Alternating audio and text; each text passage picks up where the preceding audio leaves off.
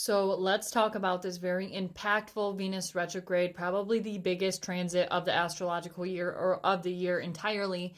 This Venus retrograde happening in the sign of Aries, also retrograding back into the sign of Pisces. So Venus will station retrograde on this Saturday, March 1st of 2025, and will be retrograde until April 12th of 2025. And this is happening from 10 degrees of Aries, 10 degrees and 50 minutes to be exact, back to 24 degrees, 37 minutes of Pisces. Now, some key things we need to recognize about this retrograde is, yes, of course, it is happening in two signs.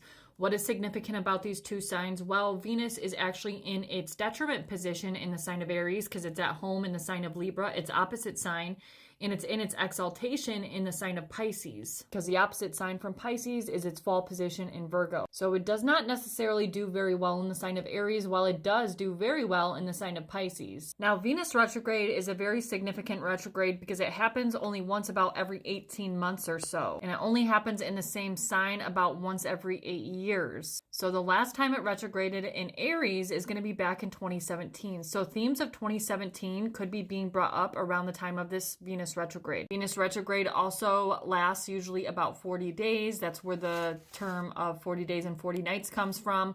This time it's going to be retrograde for 42 days. Now, Venus retrograde is really a time of restoring harmony and balance. It's also about realignment of our values and any of the re-words. So reviewing, revising, reflecting, renewing. It is coming back to self. Also, this is Venus, of course, so a lot of themes of relationships and finances can be significant. It can be karmic connections. It can be love, beauty, money, aesthetics. It flips the focus from external to more internal, right? We're really invited to reassess our values and reconnect to what we truly value and reconnect to ourselves. It's a recalibration of what we truly want, desire, and value, especially in relationships, finance, or any of the Venusian themes. Venus is all about comfort, beauty, all of the sweet things in life. It's pleasure. And this particular Venus retrograde is even more powerful because it does overlap with eclipse season as well as a Mercury retrograde, which are all happening in the same signs. Now, pay extra close attention if you guys have cardinal sign placements. So Aries, Cancer, Libra, or Capricorn,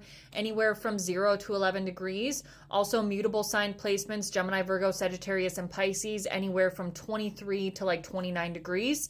So those signs and placements are going to be affected the most because you guys are going to get an exact aspect, either a conjunction, square, or opposition to your planets or points that you have in those signs. So let's talk about Venus and Aries a little bit. Venus and Aries is in its detriment position. It doesn't necessarily do very well here because it's the home of Mars. Now, Mars and Venus can be seen as like the couple of the zodiac. Martian energy or Aries energy is very youthful, it's very passionate, it's very fiery, aggressive, sexual, while Venus is more sensual, it's more about love, comfort, beauty, pleasure, things of that nature. So when Venus is in Aries, it can bring an energy of like wanting to express ourselves in a very passionate way, in a very fiery way.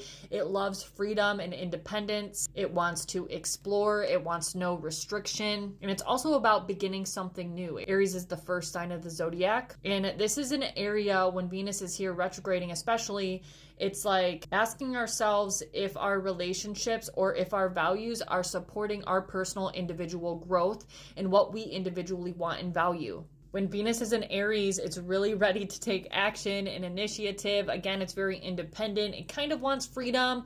It's very youthful, passionate, playful, optimistic about the future. It reminds me of Fool card energy, but it's definitely full of passion and desire, but we just need to make sure that our values, our relationships, or ultimately what we value is in alignment with what we individually want and what we individually value, right?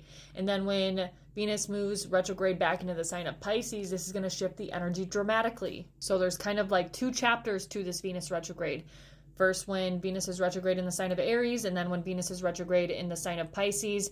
But we move to be more mutable, changeable, fluid, open, loving, compassionate when Venus is retrograde in the sign of Pisces. This is like endings, fluctuations, changes, more openness. It's renewal and healing, and also letting go and endings. Pisces is the last sign of the zodiac.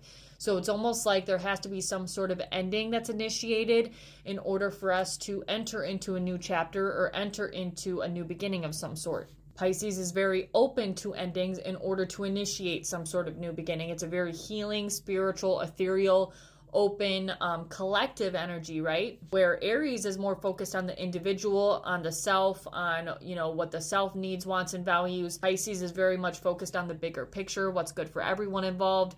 So we need to integrate both of these energies during this Venus retrograde, during the different chapters of this Venus retrograde.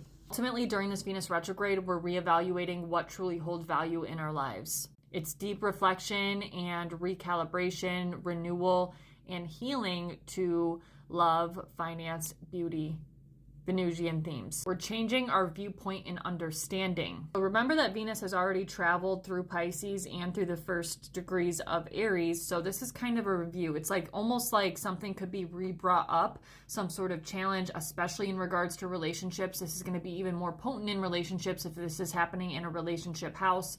So always look to see where these transits are happening in your personal chart. But it's almost like something could be resurfacing for us to either reevaluate or internalize. Remember, when there's any planet retrograde, it's going to be more internalized and subjective as opposed to something more external, right? So it's really a reflective period, a recalibration, a rejuvenation, a renewal, a healing, and ultimately it's some sort of ending or the ending of a cycle in order to begin something new. This is going to be in alignment with something that is both in alignment with your personal independence and what you individually value. And then when it moves back into Pisces, it's about the whole picture and what's best for everyone involved and, you know, even the whole collective energy. Venus is also going to make some pretty important aspects during its retrograde. So by the middle of the retrograde, Venus is going to be sextile to Pluto and Uranus around 3 times. So that's pretty significant. Pluto and Uranus, you know, Uranus is in Taurus. Pluto, of course, is in Aquarius. We also have the conjunction to Saturn in Pisces, conjunction to Neptune in Pisces, and the conjunction to the North Node in Pisces.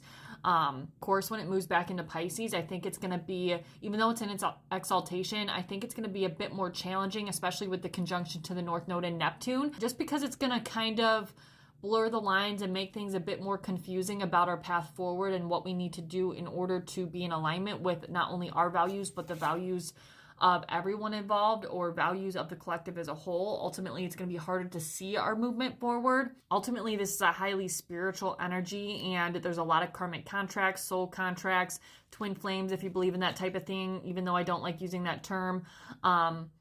You know, it's a highly spiritual energy with all this Piscean energy, and it's really teaching us about our values of our individual selves and then merging that with the values of others or other people we're connected to or the collective as a whole. The sextile to Pluto and Uranus really intensify things and bring this transformational aspect or expecting the unexpected. It's really about figuring out what we truly want, value, and desire. It brings a certain level of intensity and, again, transformation, but I think that's very much needed in order to produce the changes that are necessary to get back into alignment. We're recalibrating our value system at that. Ultimately, ask yourself what you want your life to feel like, right? Venus is all about feeling. It's about pleasure. It's about the senses.